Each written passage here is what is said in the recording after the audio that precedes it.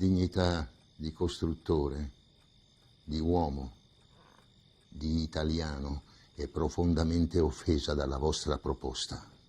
My integrity as a constructor, as a man, as an Italian, is deeply insulted by your proposal. Tornatevene in Michigan. Go back to Michigan. Le vostre brutte, insignificanti Back to your big macchine. ugly factory making its ugly little cars. E dite a quel porco del vostro padrone che i suoi arroganti dirigenti sono solo una massa di figli di puttana da 4 soldi. Tell your pig-headed boss that all his smug executives are worthless sons of whores. Of course you realize this means war. The Ford versus Ferrari movie was no, the storyline was no new news to me. I mean, I had known that story for a long time. As a matter of fact, it wasn't the only time that Enzo Ferrari had annoyed people enough to basically set themselves up in competition with him. Probably more famous than the Ford story was Lamborghini, because Ferruccio Lamborghini was a manufacturer of really high-end tractors after the Second World War, and he was doing very well, and he decided to go buy a Ferrari off this new car manufacturer. So he went and bought a Ferrari and had problems with it almost immediately. And so he spoke to Enzo saying, oh, well, you could make this better, that better. And the fact that he had offered his advice to Enzo put Enzo over the edge, and Enzo basically insulted him, saying, just go back, what do you know, go back and make your tractors. And Ferruccio said, yeah, okay. So then he went home and he made the 350 GT Lamborghini, which was a much better car, certainly in my opinion, than the Ferraris that Enzo was creating at the time. And he moved into the 400 GT, and of course then the poster car of the 70s was the Countach, which they made pretty successfully for 25 years plus. So he created this counter to the Ferrari. And I have had the great pleasure of driving probably one of the very, very few actual racing Lamborghinis, which was a 350 GT. I would match that car against any Ferrari of the period.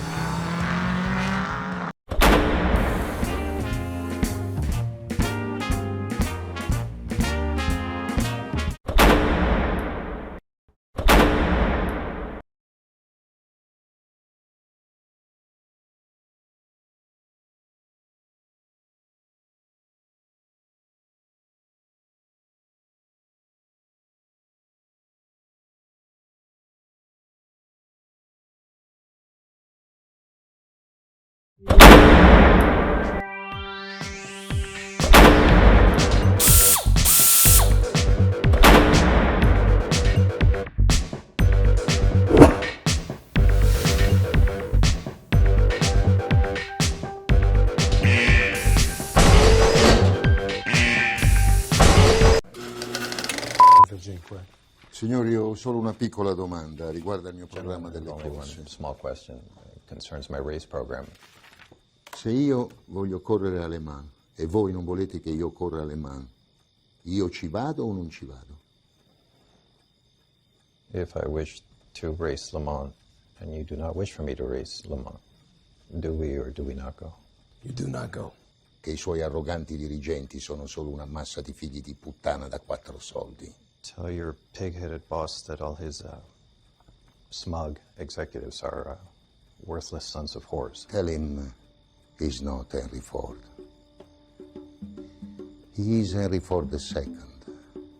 Enzo Ferrari was all about racing. The main sticking point you see in the movie about Ford versus Ferrari, Enzo did not want to relinquish his hold on the Ferrari racing team. What I had always understood from people who were in the know, Henry Ford II was actually in the room when Enzo had his little hissy fit and told him to basically bugger off. Henry Ford II had actually gone there to pencil the deal because it was Ford moving into a world they'd never been in before. To receive that insult was what really, and if it was certainly received personally, that would put a bit of a different light. So I think there was a lot of ego there because they were both egotistical maniacs. This isn't the first time Ford Motors has gone to war in Europe. Go ahead, Carol. Go to war.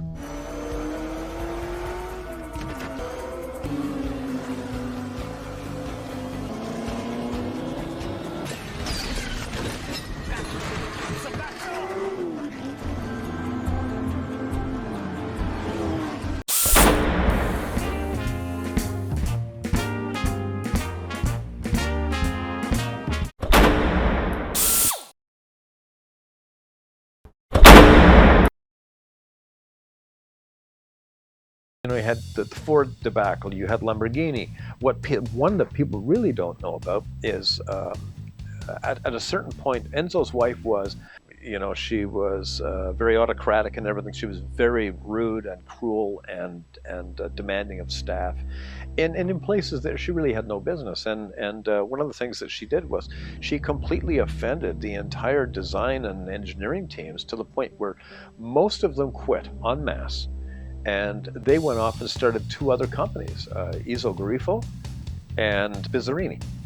Grifos and Bizzarinis are absolutely spectacularly beautiful cars, incredibly efficient. Again, probably better cars than the Ferraris of the same period. Didn't have the reach, they didn't last as long, but they were built in protest to the way these guys have been treated. And they certainly showed a potential that could have been realized by Ferrari, because once these guys were given their head, they created these magnificent cars. So, you know, there was that creation. And you know, the most recent creation basically is James Glickenhaus was a very successful Hollywood director.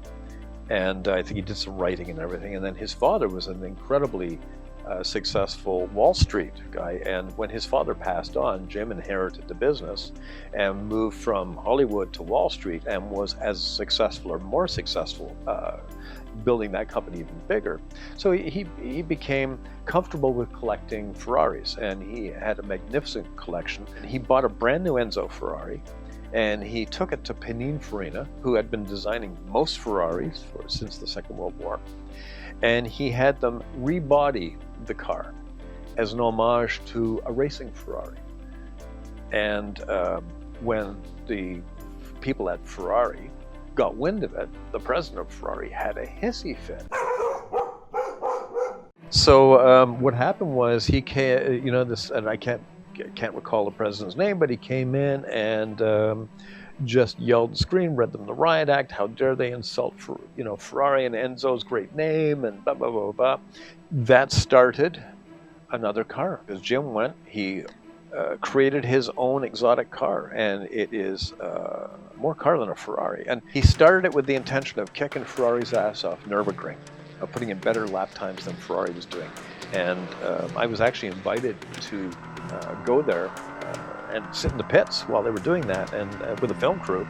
And the broadcaster we were working for, which was an automotive broadcaster, said, "Oh, we don't do racing." And I'm going, "Oh my God, this is a David and Goliath story. This has nothing to do with racing." So they wouldn't do it. So it was a bloody shame, because it missed an amazing story, because not only would you have had this guy up against a giant, but you'd have seen him winning. So this shows that Ferrari doesn't just spawn competition because they're great cars. They spawn competition because they're pretty hard to get along with. You know? Would you sum up Enzo Ferrari as an asshole?